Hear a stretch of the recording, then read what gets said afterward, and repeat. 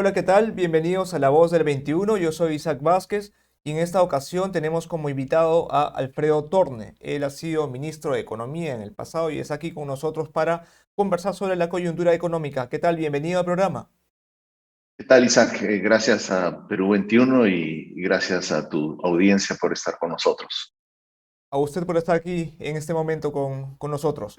Y nos gustaría comenzar hablando sobre pues la realidad que estamos enfrentando en cuanto al crecimiento de la economía, ¿no? Porque estamos ante una desaceleración y también un panorama bastante incierto sobre cómo es que puede avanzar la actividad económica, no solamente por factores externos, ¿no? Sino también por una serie de malas gestiones de la conflictividad que han terminado pues ya impactando, ¿no?, en el sector minero, como se ha venido viendo en los últimos 2 meses, y hay bastante preocupación de parte de los analistas, ¿no? Usted como ministro, como exministro, ¿considera que esto puede terminar afectando inevitablemente pues en el crecimiento de este año, que ya se estaba previendo que incluso sea menor a lo que se tenía estimado? Bueno, nosotros sí, de hecho nosotros tenemos una proyección para este año de 1.7% y la justificamos en relación a la que tiene el BCR por tres factores. Uno es lo que usted acaba de decir, precisamente las huelgas que han afectado al sector minero. El BCR calcula que el efecto le quita solamente 2 décimas al PBI. Nosotros pensamos que es más, que es casi hasta medio punto. El segundo factor tiene que ver con la obra pública. El propio BCR en su último reporte de inflación redujo su proyección de obra pública a 2.5% de crecimiento este año. Y el tercero es algo que recién lo estamos viendo, no queda claro cómo es que se va a materializar, pero los vientos a favor que teníamos del sector externo empiezan a perder fuerza. Lo hemos visto estos días, por ejemplo, con la reducción del precio del cobre, que está a $4 la libra, pero más importante es que tenemos una Reserva Federal que está muy decidida a subir las tasas y a normalizar su postura lo más rápido posible, ¿no? Ujú. Y para aclarar esto un poco a quienes nos están viendo, ¿no? ¿Qué efectos podría tener justamente el cambio, no el cambio en la dirección pues, de la Reserva Federal, pero sí justamente en que continúe incrementando las tasas para tratar de enfrentar la inflación, ¿no?, en Estados Unidos? ¿Qué efectos se podría prever en todo caso para Perú?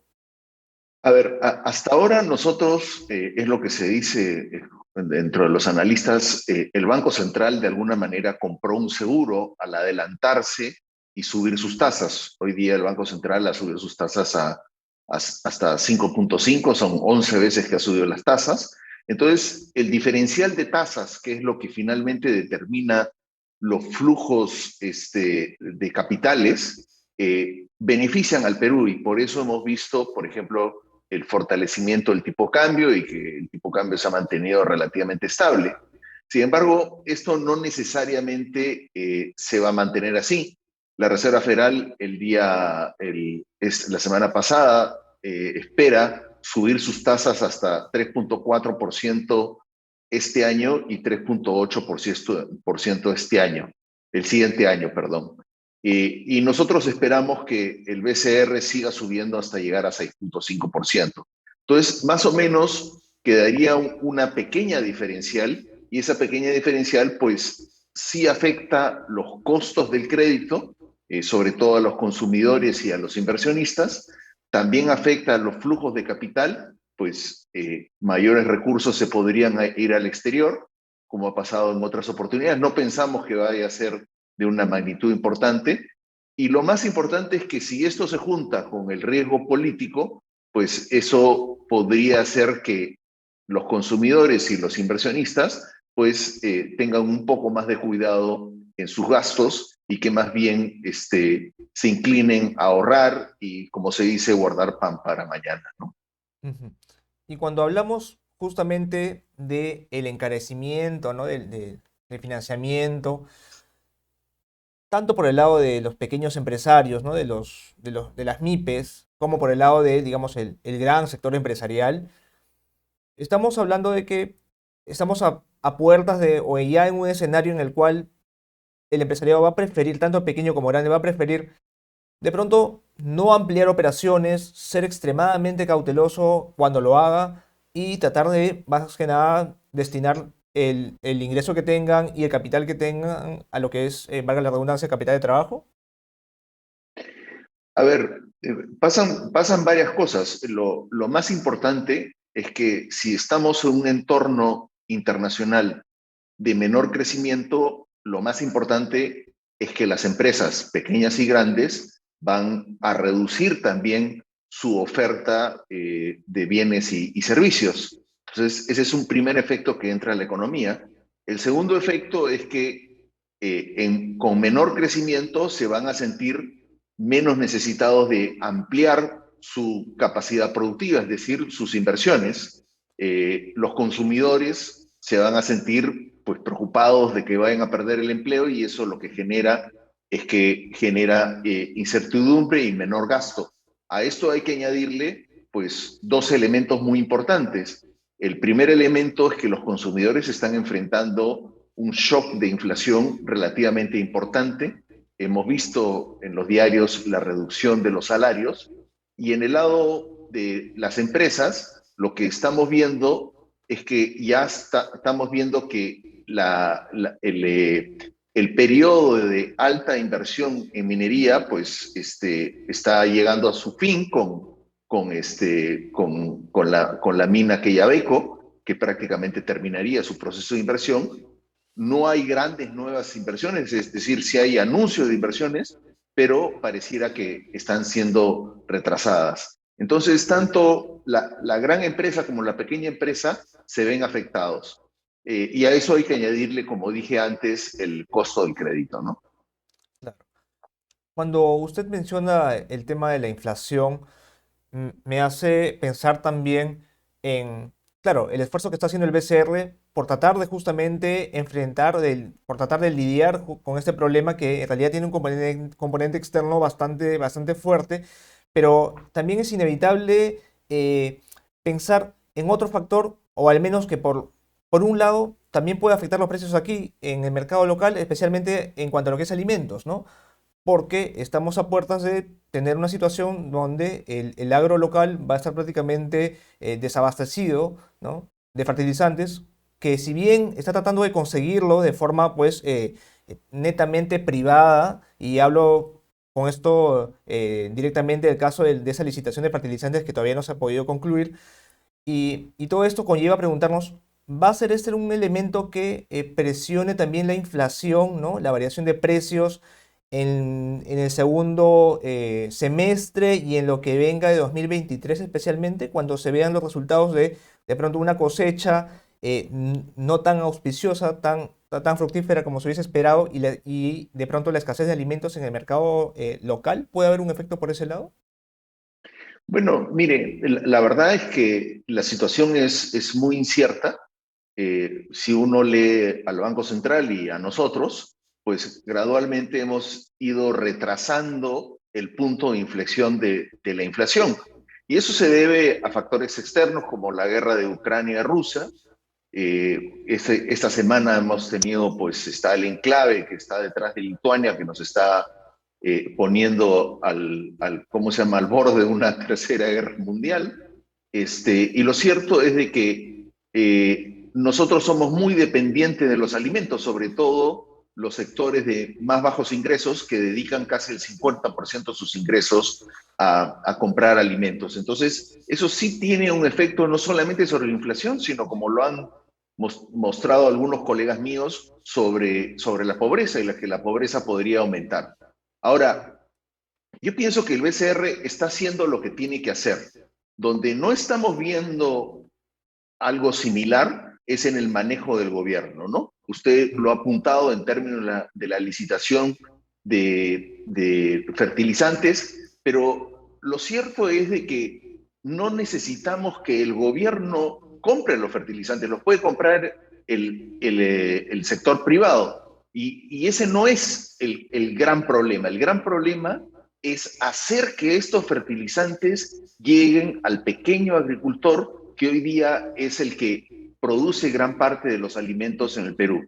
Es cierto que en un extremo podríamos, por ejemplo, importar alimentos y ser menos dependiente de nuestro propio agro, pero eso no sería lo deseable sería ayudar al pequeño agricultor, que es también donde se concentra una buena parte de nuestra pobreza, y la mejor forma de hacerlo es poder manejar la cadena de comercialización de los fertilizantes de tal manera que nos aseguremos que lleguemos a esas unidades productivas.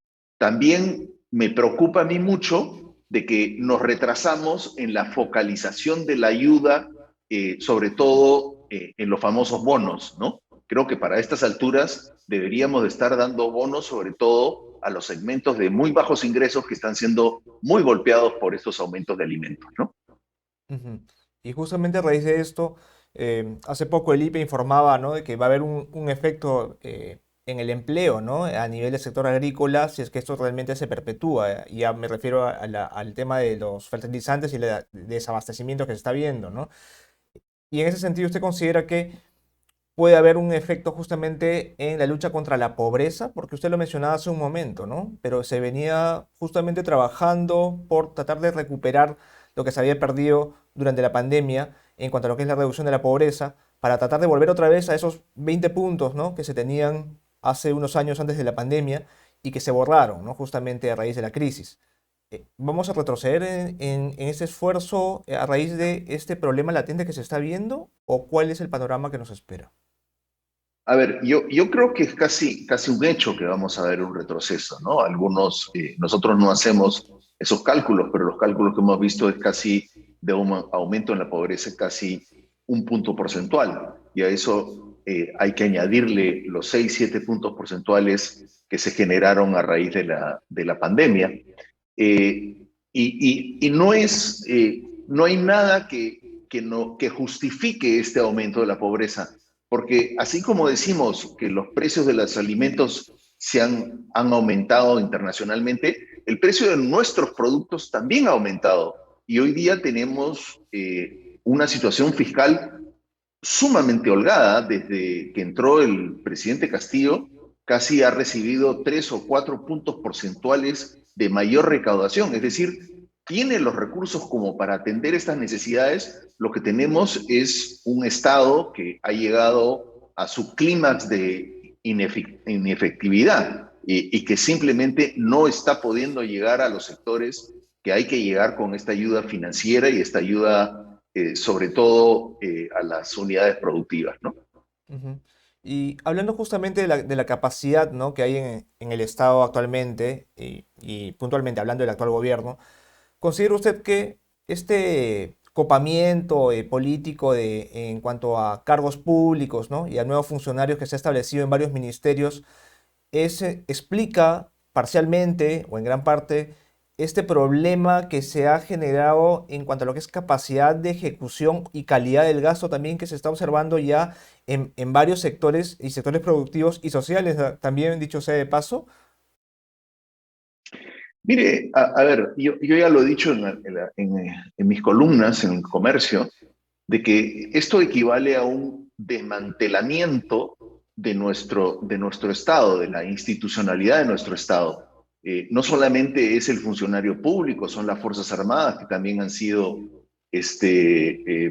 manoseadas por el Ejecutivo, son las fuerzas policiales. Es decir, yo creo que la fibra que nos permite a nosotros como Estado atender a la población prácticamente se ha quebrado, en mi opinión, ¿no? Y tenemos gente que, hay que decirlo con toda claridad, que es inepta, que no puede ejecutar proyectos y cuando los ejecuta a beneficio propio.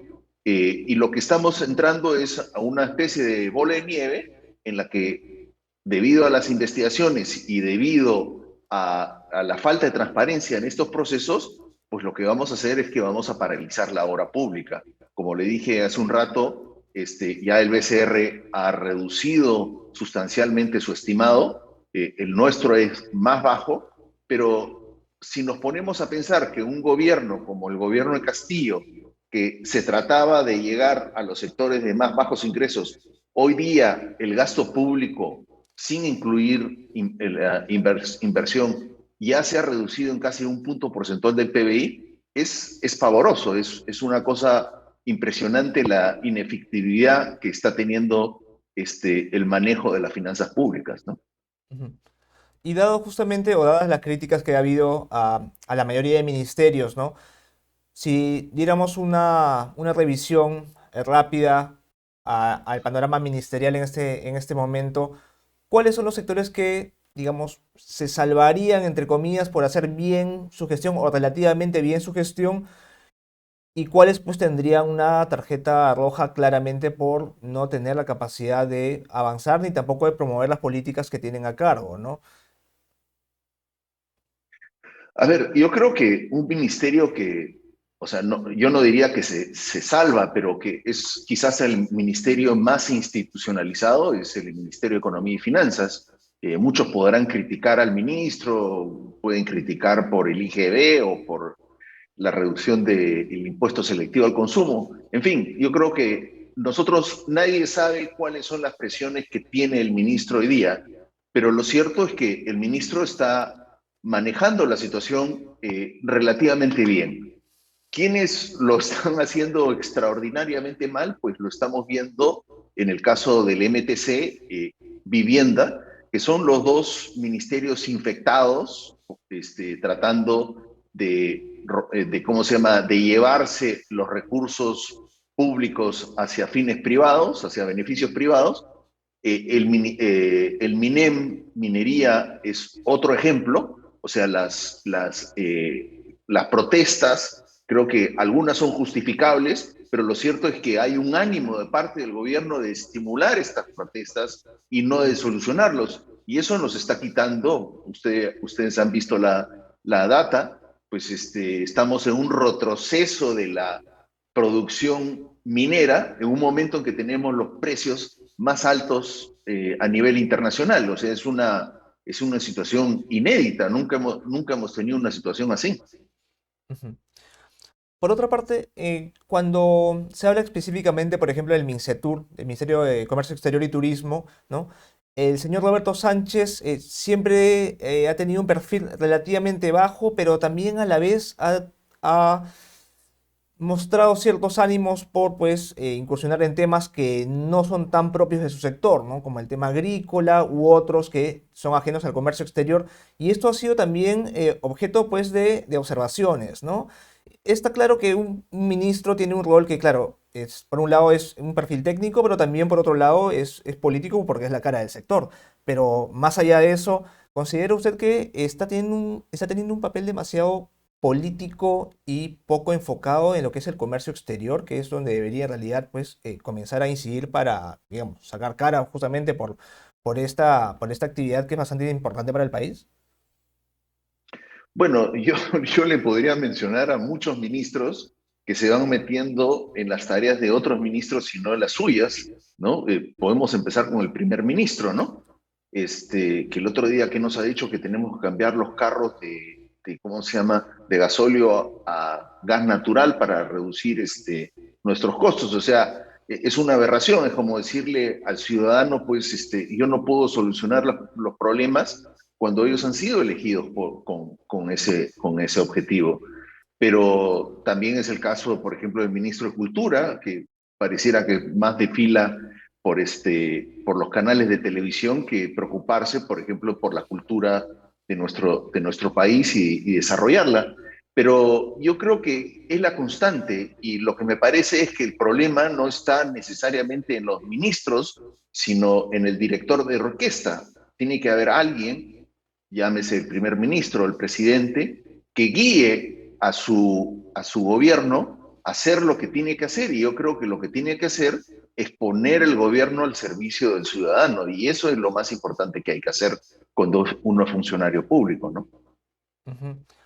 Por otra parte, hablando ya del clima de confianza empresarial que hay en el país, del clima de negocios, ¿cuál es ¿cuál es la situación que usted observa actualmente, ¿no? ¿Cuál es el panorama que usted ha observado de pronto en las últimas semanas, en los últimos meses? Luego, pues, claro está, no solamente observar lo que sucede en la agenda mediática, sino también observar de pronto el mismo relacionamiento que hay con personas ligadas al sector, ¿no? Está habiendo ya un mayor deterioro del que de pronto cabía pensar en su momento respecto a la confianza empresarial, o de cierta manera se ha notado que quizás el sector se está tratando de acostumbrar justamente a los vaivenes de una incertidumbre que parece que va a durar bastante tiempo, ¿no? A ver, lo que dice la data que recopila el Banco Central de expectativas empresariales es de que los empresarios pareciera que tienen una expectativa relativamente, yo no diría positiva, pero constructiva en un periodo de 12 meses y muy negativa en un periodo de 3 meses, ¿no? Si bien los números de mayo han mejorado un poquito, siguen en territorio negativo, siguen de alguna manera reduciendo sus órdenes, aumentando sus inventarios, es decir, no hay mucha actividad en el sector. Pero pareciera como que quisieran ver en el futuro algo más positivo. Lo interesante que yo creo que pocos medios se han dedicado a comentarlo es que el Banco Central también provee data a nivel regional. Provee data para el norte del Perú, para el sur y para el centro.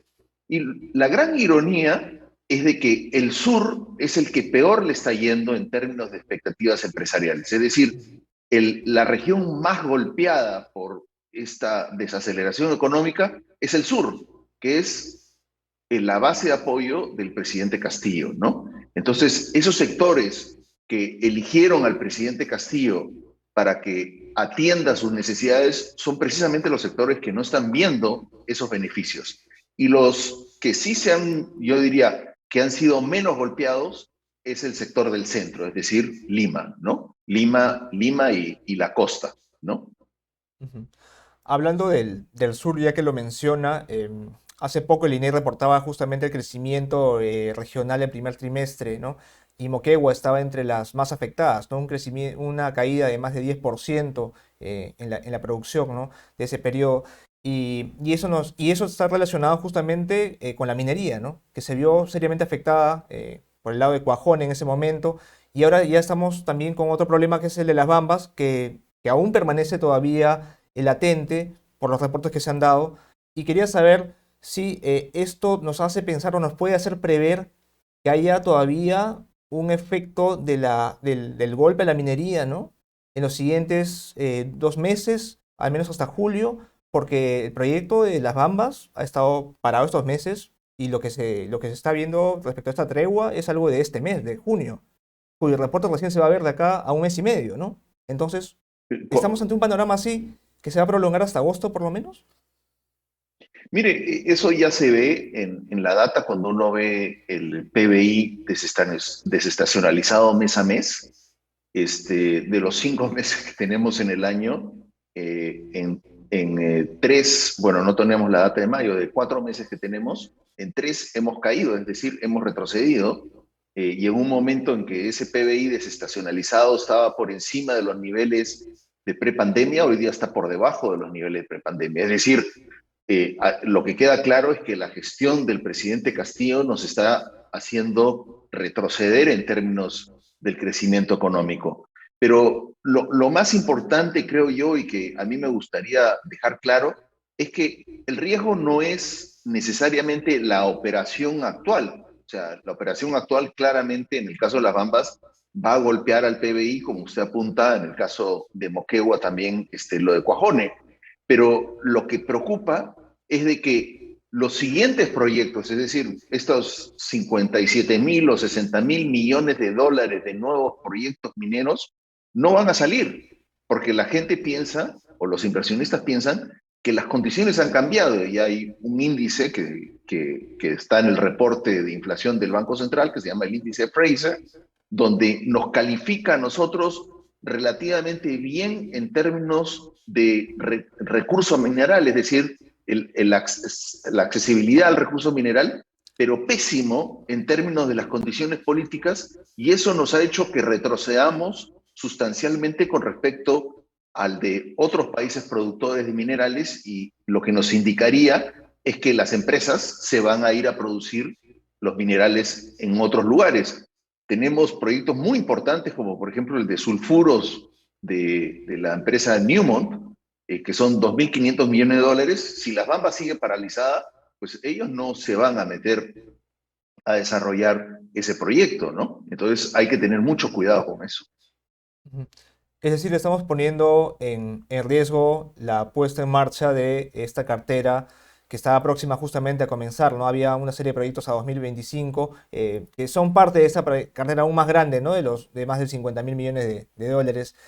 Pero con eso lo que quisiera terminar de preguntarle para redondear lo que estábamos hablando sobre el riesgo que hay para la inversión minera, ¿no? Porque el BCR ha proyectado que incluso se va a caer cerca de 4% este año, ya no el cerca de 0.8% que se preveía previamente en marzo. Y estamos hablando de que, por ejemplo, proyectos como Quellaveco, de la envergadura de Quellaveco, no vayan a ser pues alguna una noticia de la cual hablar hasta dentro de por lo menos un tiempo en el cual se vea un nuevo gobierno, por así decirlo. Estamos hablando de un escenario de ese tipo más o menos. No, yo, a ver, yo que pienso que Yabeco es un proyecto que se ha manejado muy bien. Yo he tenido oportunidad de conversar con algunos de los directivos.